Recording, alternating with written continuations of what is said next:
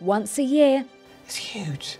It's huge, it's huge, it's huge. The greatest talents on the grandest stage. Being a Tony nominee is utterly surreal. A salute to excellence in live Broadway theatre. From Ice Queens to Mean Girls to one of the most beloved characters of all time. We've got an inside look at the greatest shows and stars of the past year on Broadway, as Broadway.com presents At the TONYS. Welcome to the Lyric Theatre, the stunning new home of one of the hottest shows on Broadway, Harry Potter and the Cursed Child, nominated for 10 Tony Awards, including Best Play. I'm Imogen Lloyd Webber. The Tony Awards are nearly upon us, the culmination of a stellar Broadway season. Hosted by Sarah Bareilles and Josh Groban, the 72nd Annual Tony Awards will be broadcast live on Sunday night from Radio City Music Hall at 8 p.m. Eastern on CBS. To be a Tony nominee. To be a Tony nominee. To be a Tony nominee. To be a Tony nominee is a life goal achieved. You get presents. To be a Tony nominee is bonkers. So the presents are good. A shock and a dream.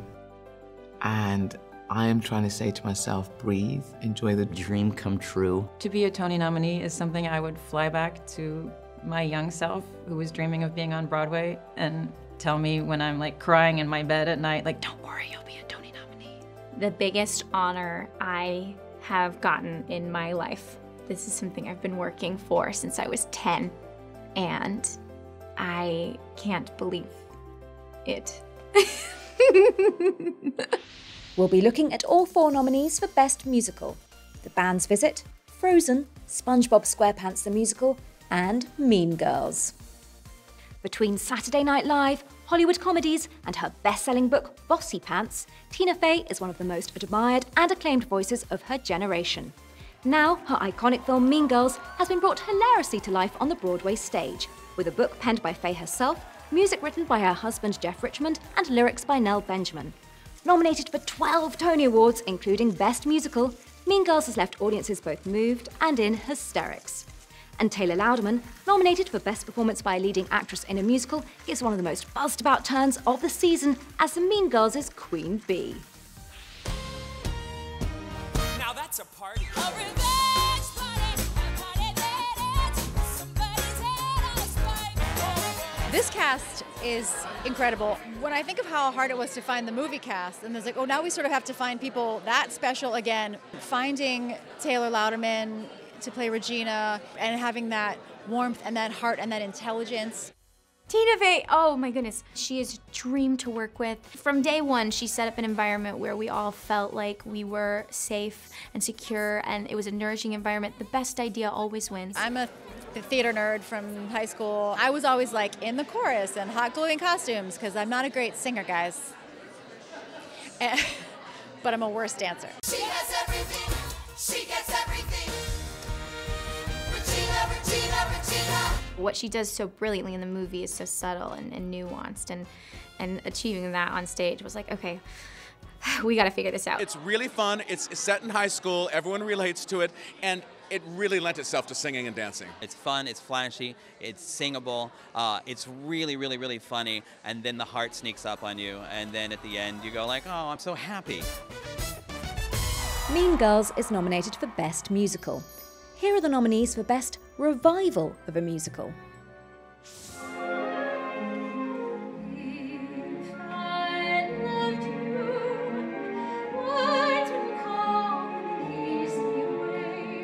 Carousel is the 3rd Broadway revival of the Rodgers and Hammerstein classic since its premiere in 1945.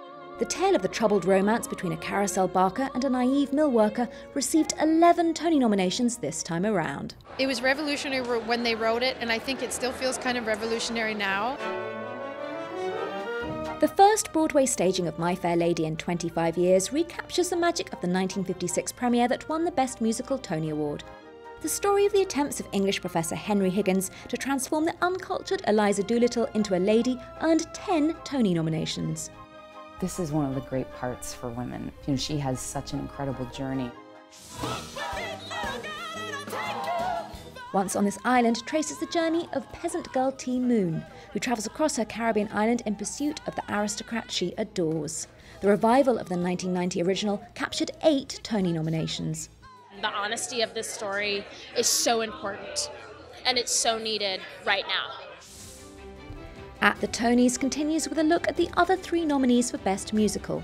We'll meet the up-and-comer who won the job as SpongeBob SquarePants while still in college, the songwriters behind the classic soundtrack of Frozen, and the stars of the band's visit to reflect on music as a universal language.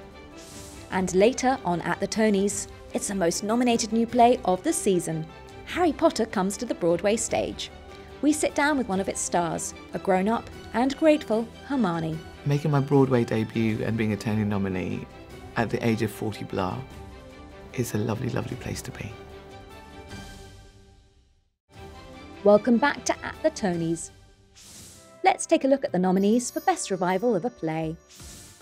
Tony Kushner's Angels in America, one of the most acclaimed and admired plays of our time, broke the record for most nominations for a play in Tony's history with 11, including acting nods for Nathan Lane and Andrew Garfield.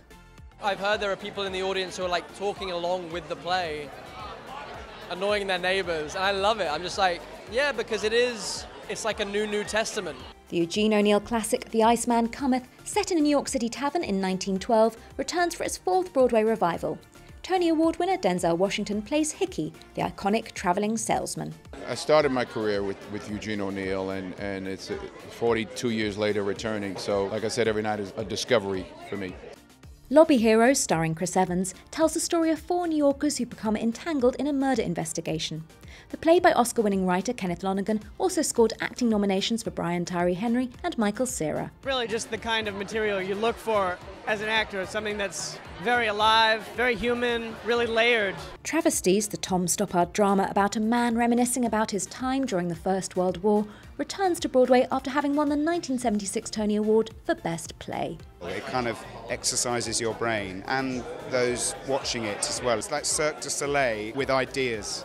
And Edward Albee's haunting Three Tall Women marks Glenda Jackson's triumphant return to Broadway for the first time in 30 years, after serving as a member of the British Parliament. She stars alongside past Tony nominees Laurie Metcalf and Alison Pill. Jackson's character is based on Albee's adoptive mother, a complex woman whom Albee struggled to understand throughout his life. He says, during her life, I never met anyone who liked her. I've never met anyone who saw the play who dislikes her. What have I done? It's a really, really, really good play. And it's an extremely difficult play because quite apart from what he's dealing with thematically, Albee uses very, very simple words. And he uses them a lot, but he puts them in different places in sentences. So although there's very little physical movement in the play, the mental movement, the mental energy required is staggering here. I'd been in my local Duane Reade and I went out of the door with another customer and she said to me, "Are you?" And I said, "Yes, I am." And she said, "I saw your play." And as we were chatting about it, her eyes were filling with tears. It's pretty astounding, isn't it? At any given moment, Broadway contains a staggering variety of voices. It can hold the likes of Eugene O'Neill, Edward Albee, and a creature who lives in a pineapple under the sea. The inventive SpongeBob SquarePants the Musical was nominated for a remarkable 12 Tonys, including a nod for its leading actor and instant star of The Great White Way, Ethan Slater. Not only do I get to inhabit a character who loves more than anything else and cares about his friends and cares about his community, but I also get to save the world every night from itself and from global disaster. Why do you think SpongeBob connects with people? What makes the show special is that from day one of the first day of working on it with actors, it was crucial that we weren't just doing sort of a representation of these cartoon characters on stage. We wanted to bring something new to SpongeBob and bring something new to Broadway. I would venture to say that we've sort of accomplished both.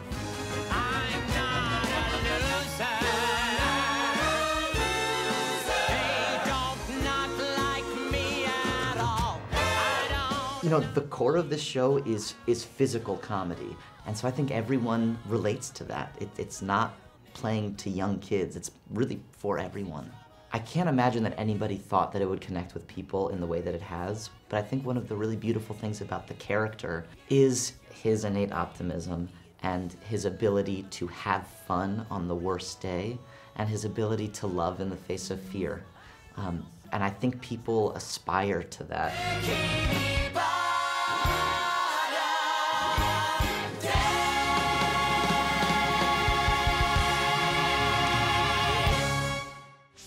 Coming up, we hear from the voices behind the voices of Frozen, another Best Musical nominee. And Harry Potter comes to the Broadway stage. The actress behind Hermione Granger has had quite the life adventure of her own, and we'll learn about it next. Welcome back to At the TONYS. Harry Potter and the Cursed Child begins an epic new chapter in the Wizard's saga.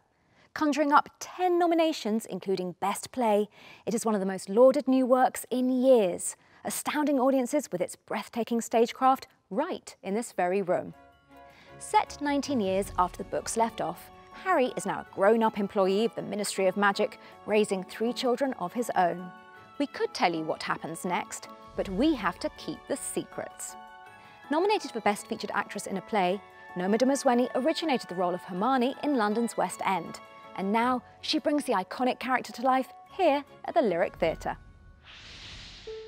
Harry, Ron, Hermione, they were outsiders who met each other on this train going to this magical place, and that's what those books were always about. It was about the outsiders. And The Cursed Child is about the new generation. Harry, Ron and Hermione have grown up.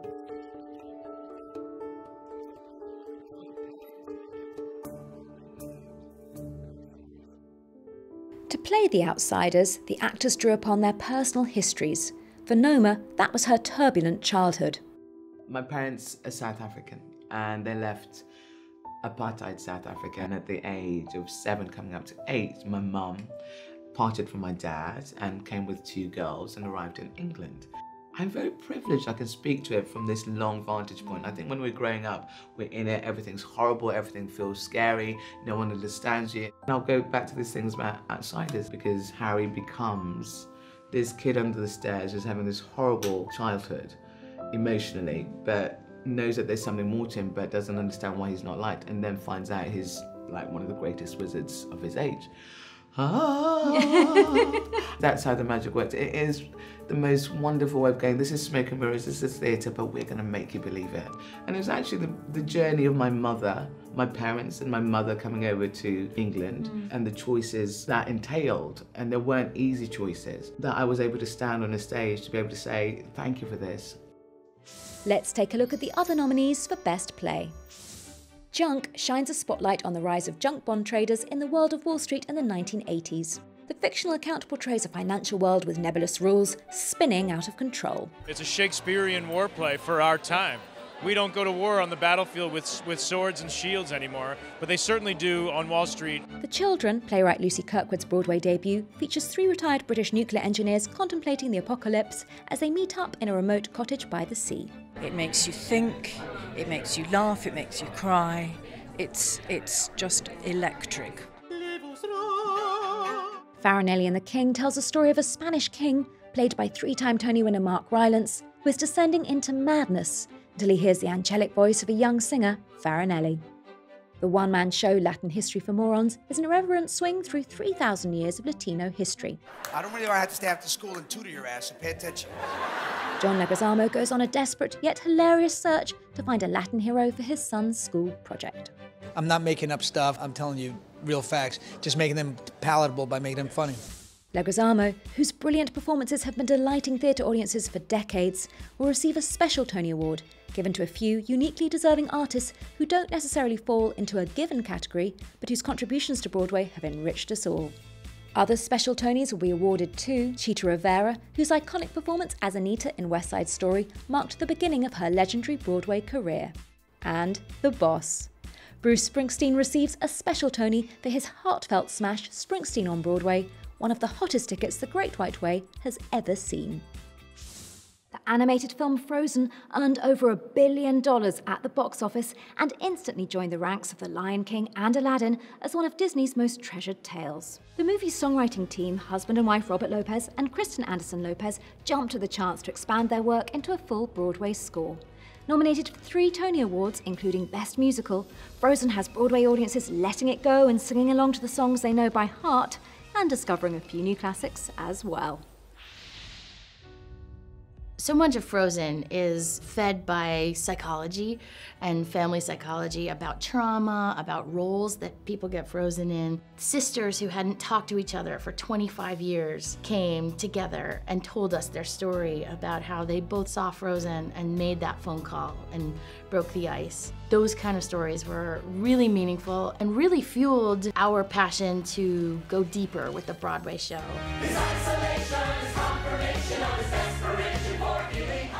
We wanted very much to write the Broadway adaptation of it right away. Then we started to realize, okay, we're going to have to write a lot more songs for this.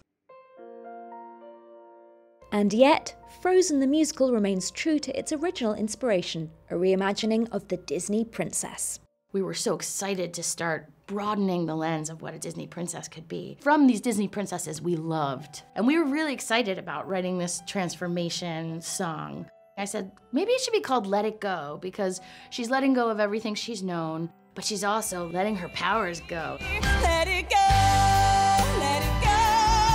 I am one with the wind and sky. It was about sisterhood. It was about expanding the definition of true love from romantic, someday my prince will come, to the love of a family.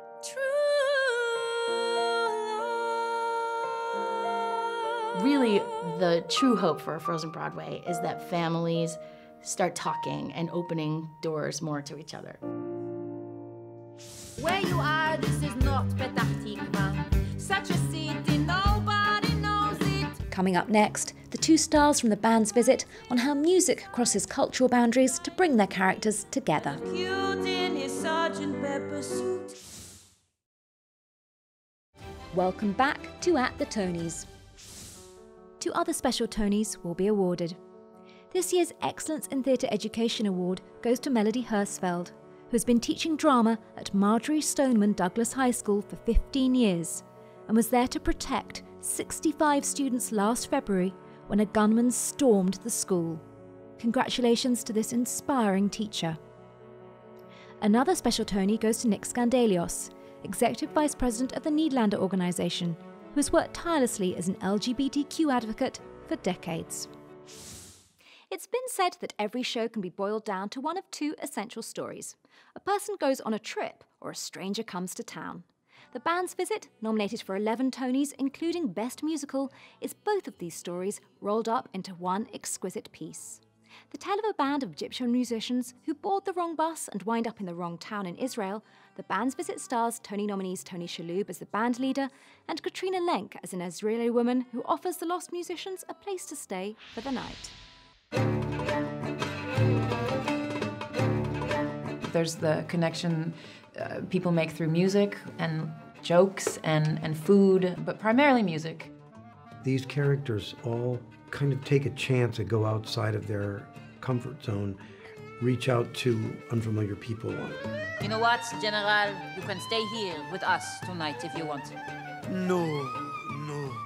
You have done too much already. Okay.